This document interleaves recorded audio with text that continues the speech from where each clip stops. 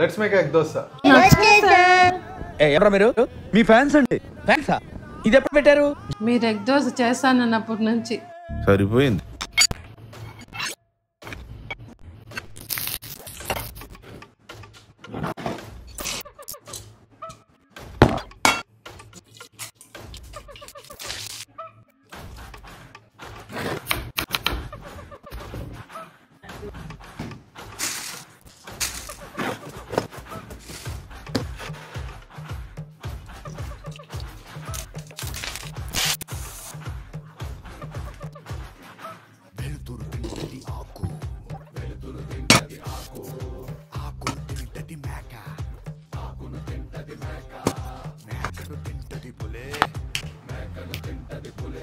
నువ్వు సూపర్ రా.